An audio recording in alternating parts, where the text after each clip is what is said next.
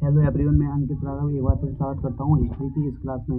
हमने बिंदुसार के बारे में पढ़ लिया था। अब हम देखते हैं बिंदुसार से संबंधित अन्य तथ्य। बिंदुसार से अन्य तथ्य। बिंदुसार ने सीरिया के राजा एंटिओकस के साथ मैत्रीपूर्ण संबंध बनाए थे। बिंदुसार ने सीरिया के राजा एंटिओकस के साथ मैत्रीपूर्ण संबंध बनाए थे। बिंदुसार के द्वारा एंटिओकस से 3 वस्तुएं मांगी गईं। बिंदुसार के द्वारा एंटिओकस से 3 वस्तुएं मांगी गईं। पहली वस्तु मीठी मदिरा और अंजीर और एक दार्शनिक। एंटिओकस के द्वारा दार्शनिक छोड़कर अन्य सभी वस्तुएं दी गई थीं। बिंदुसार साम्राज्य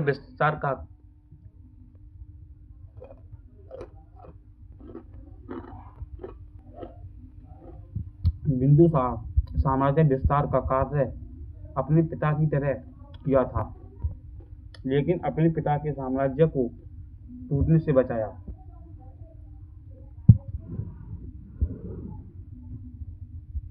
अब अगला राजा बनता है अशोक। इसका कार्यकाल 272 बीसी से 232 बीसी तक रहा। हम देखते हैं अशोक का परिचय। अशोक के पिता बिंदुसार और अशोक की माता शुभद्रांगी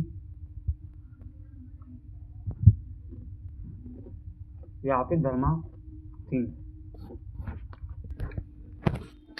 दिव्यावधान पुस्तक के अनुसार अशोक की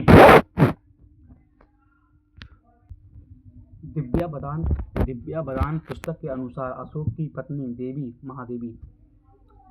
महादेवी थी, जो कि विदिशा के एक व्यापारी की पुत्री थी। इन्हीं एक बेटी और एक बेटा हुआ था। बेटी का नाम संघमित्रा और बेटा का नाम महेंद्र था। अशोक की अन्य पत्नियां संघमित्रा और कारुबाकी और तिशुबखा और पद्मावती। बौद्ध ग्रंथों के अनुसार अशोक 2 बेटे तथा 2 बेटियों का उल्लेख है। बेटा महेंद्र कुणाल और बेटी संघमित्रा और चारुमती। अब देखते हैं अशोक राजा कैसे बना। बिंदुसार अपने बेटे सुसीम को राजा बनाना चाहता था, परंतु मित्र राधागुप्त के सहयोग से अशोक राजा बना।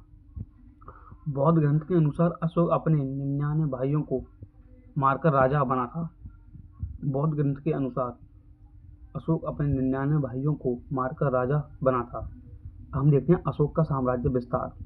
अशोक ने पूर्व में कलिंग तक साम्राज्य विस्तार किया, दक्षिण में कर्नाटक तक और आंध्र प्रदेश तक, उत्तर में कश्मीर तक और पश्चिम में अफगानिस्तान तक साम्राज्य विस्तार किया था। अशोक द्वारा कश्मीर श्रीनगर नामक शहर बसाया गया था। अशोक के द्वारा श्रीनगर नामक शहर बसाया गया था। नेपाल में देवपत्तन नामक शहर अशोक के द्वारा बसाया गया था। हम देखते हैं भारत अशोक का शासन कहाँ नहीं। भारत में अशोक का शासन कहाँ नहीं था। चेरवंश, पांड्य का क्षेत्र, चोलों का क्षेत्र और ताम्रपर्णी का क्षेत्र, पूर्वोत्तर भारत का क्षेत्र, यहाँ पर अशोक का शासन नहीं था। अशोक को महान कहने का महत्वपूर्ण कारण उसका साम्राज्य था, इसलिए महान कहा गया था। कलिंग विजय। अशोक के 13वें शिलालेख से कलिंग युद्ध की जानकारी मिलती है। आक्रमण के समय यहाँ का राजा अनंतपद्मनाभम था। खारवेल अभिलेख के अनुसार कलिंग का राजा नंदराज था। हम देखते हैं अशोक का धर्म। कलिंग युद्ध से पहले अशोक ब्राह्मण धर्म को मानता था। युद्ध के बाद बौद्ध धर्म को अपनाया। उपगुप्त नामक बौद्ध ने अशोक को बौद्ध धर्म की शिक्षा दी। बौद्ध धर्म अपनाकर तीर्थ यात्रा पर निकला। ये था हमारा हिस्ट्री का आज का टॉपिक। इसके आगे देखते हैं कल। धन्यवाद।